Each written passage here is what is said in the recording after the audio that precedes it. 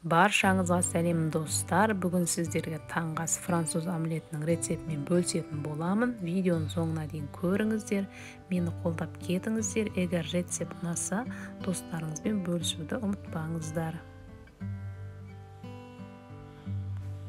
Бізге таңғы асты жасау үшін сыр, жұмыртқа, укроп, багет нанымыз, қызанақ және пияз қажет болады.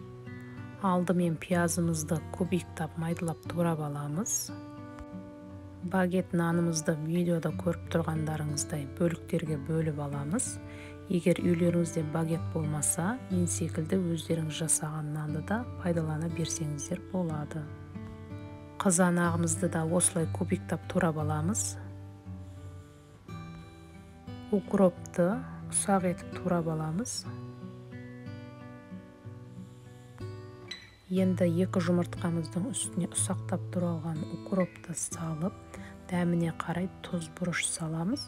Мен екі ғана жұмыртқа қолдандым, себебі үйде екі ғана жұмыртқа қалған екен. Сіздер қалауларыңыз бойынша 4-5 жұмыртқаға дейін пайдалана аласыздар. Енді барлығын жақсылап араластырып аламыз. Барлық қажетті заттарды төменге видеоның астына қалдырып кетемін. Қызып тұрған табамызға майды құйып, пиязымызды салып, жақсылап қызарғанша қуырып аламыз.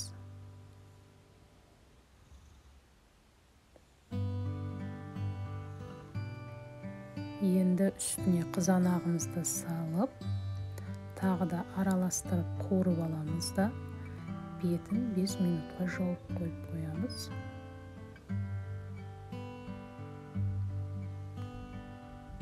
Үстіне нанымызды салып қуырып аламыз.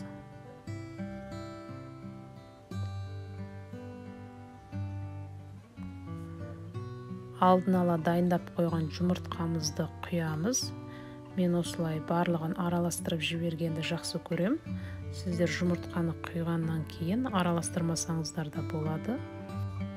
Барлығын араластырып, жұмыртқа піскенше 5 минуттай қуырып аламыз. Дайын болғанда бетіне сырымызды сеуіп, сырымыз ерігенше қақпағын жауып қойып қоямыз.